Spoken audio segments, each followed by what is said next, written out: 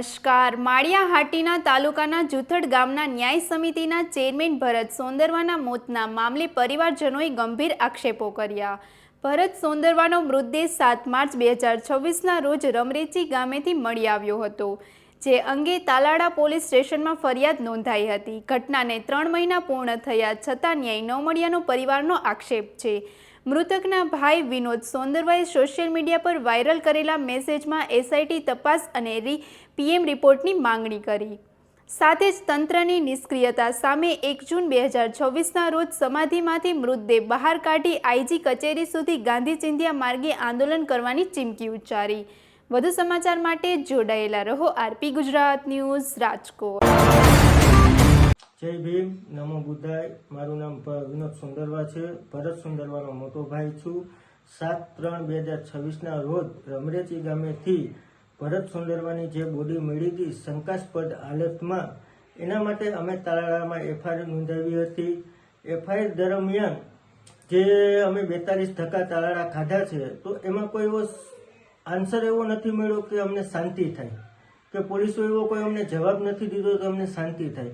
એના આગળ અમે એસપી સાહેબ, કલેક્ટર સાહેબને પણ મળ્યા, આવેદનપત્ર પણ આપ્યું હતું, અને જુનાગઢ કલેક્ટર સાહેબને મળ્યા, પછી જુનાગઢના આઈજી સાહેબને મળ્યા છે.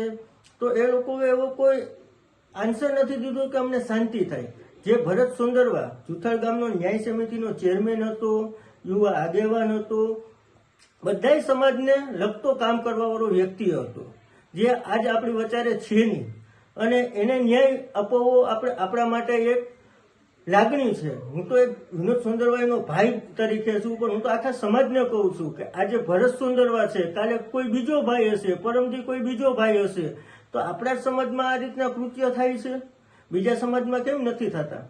એના માટે અમે કલેક્ટર સાહેબને આવેદનપત્ર આપ્યું, આઈજી સાહેબને આવેદનપત્ર આપ્યું, પછી ગીર સોમનાથના કલેક્ટર સાહેબને આપ્યું, એસપી સાહેબને આપ્યું છે. તો અત્યાર સુધી તંત્રએ કંઈ એક્શન લીધું જ નથી. અમે આઈજી સાહેબ પાસે મળ્યા તો આઈજી સાહેબે એવો કોઈ શાંતિપૂર્વક જવાબ અમને નથી મળ્યો કે ભાઈ અમે એક્શન લઈએ છે. એનાથી વધીને અત્યાર સુધીમાં તો અમે રાહ જોતા હતા કે ભાઈ તંત્ર એક્શન લેશે, તંત્ર એક્શન લેશે.